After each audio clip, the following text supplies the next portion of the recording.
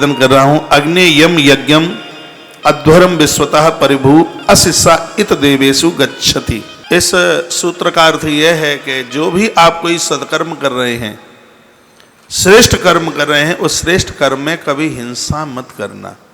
एक सूत्र इसके लिए कल भी मैंने बोला था, मुझे कुछ ध्यान है। चाहे वो यज्ञ हो, चाहे वो देव पूजन हो, उसमें कभी बलि मत चढ़ाना। कोई बोल रहे थे, पता नहीं मुझे किसी ने वीडियो डाली थी कि उसमें पता नहीं किसमें लिखा है कि श्राद्ध तब पूरे होते हैं जब उसमें मांस परोसा जाए। हमारी संस्कृत में, हमारे वेदों में मांस उड़द को लिया गया है। उड़द, दही और सिंदूर, ये तीनों मिलाकर के बलि का अर्थ होता है समर्पण करना।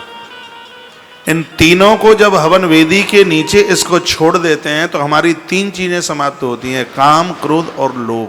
उसके लिए यज्ञ के बाद में तीनों चीजों को दोने में रखा जाता है। ये तीनों चीजें आपस में मिल जाती हैं तो संस्कृत में उसको मांस कहते हैं।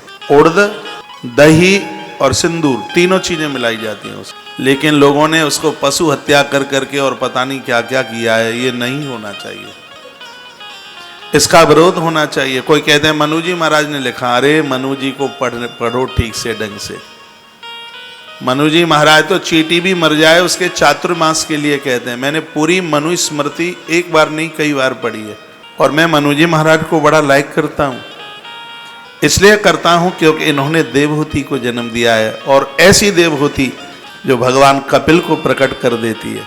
यदि मनु जी महाराज जीव हत्या की बात करते होते तो उनकी बेटी के यहाँ भगवान कभी आके प्रकट नहीं होते, क्योंकि बच्चों के पास में माता पिता का सत्कर्म चल करके आता है। तो ऐसी थोथली बातें, इन ग्रंथों को समझने के लिए, पढ़ने के लिए गुरुजनों का सहारा लो। ये सुनने से ज्यादा समझ में आएंगे, इसलिए तो इसका नाम श्रुति है। वेदों को श्रुति कहा गया है। क्यों? क्योंकि सुनने से समझ में आते हैं, पढ़ने से नहीं आएंगे।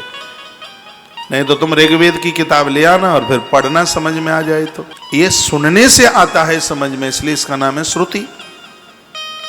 कोई ऐसा संशय होता है तो ग्रंथ लेकर किसी साधु के पास, गुरुजनों के पास पहुंचो, वो समाधान करेंगे। इस धरती में बड़े बड़े विद्वान लोग हैं, एक सूत्र के ऊपर महीनों महीनों बोलने की वो क्षमता रखते हैं।